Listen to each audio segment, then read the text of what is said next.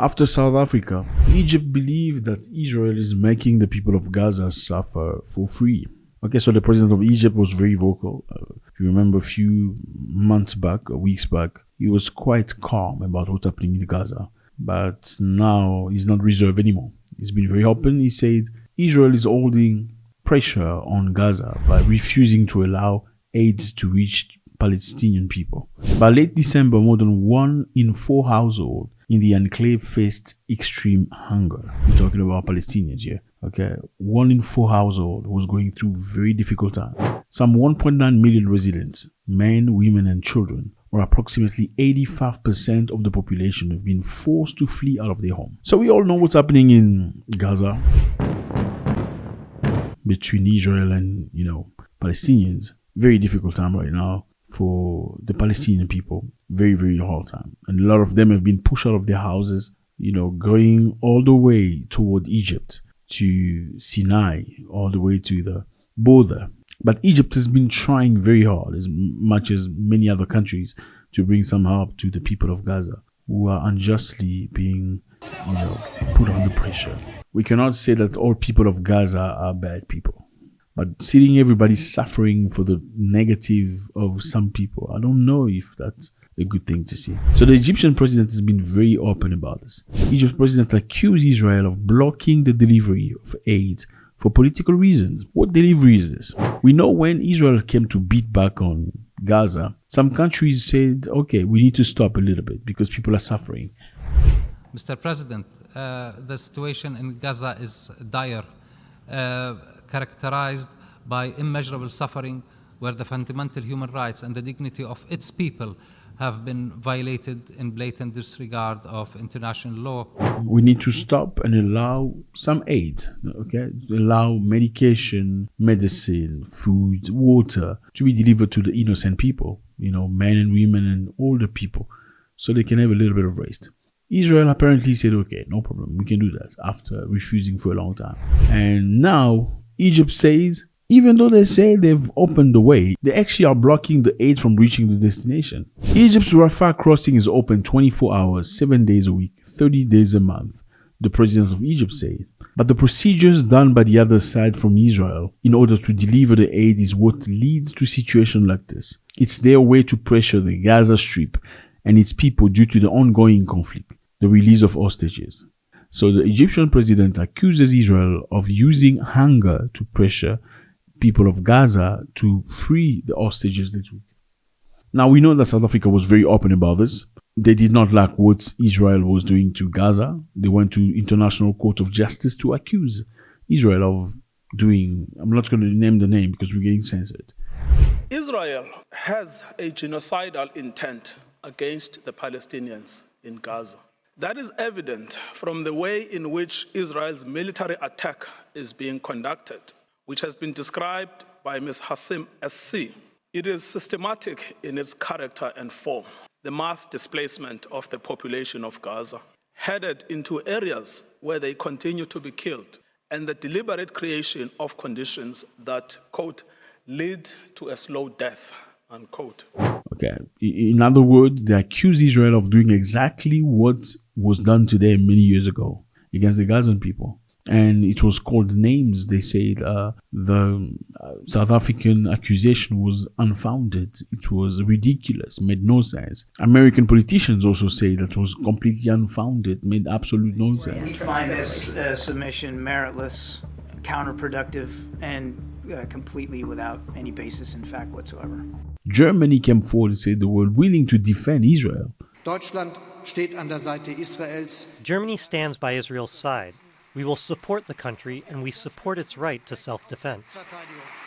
Okay, and I don't know if you remember, out of most African countries that had the courage to stand, only Namibia was a country of Africa that stood behind South Africa. In the meantime, Kenya supported Israel. The Congolese president supported Israel. And many other countries supported Israel. So Namibia was the only country saying, we are actually supporting South Africa in its accusation at the International Court of Justice, asking that people of Gaza be treated accordingly, with international rights. The Namibian president accused Germany of pretending to not know the negative things they have done in the past. Because Germany, in time, had done some devastating things to Namibia.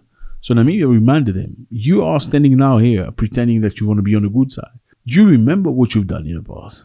So we also know that Israel, for most of the time, when they are accused, because they get accused from time to time, they don't pay attention to accusation. But in this time around, they send a very strong team to go defend them in the International Court of Law.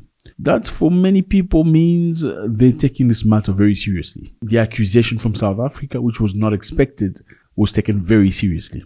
We also know that the International Court of Justice is set to issue a decision on Friday regarding South Africa's plea for interim order, including a request for Israel to cease its offensive in Gaza.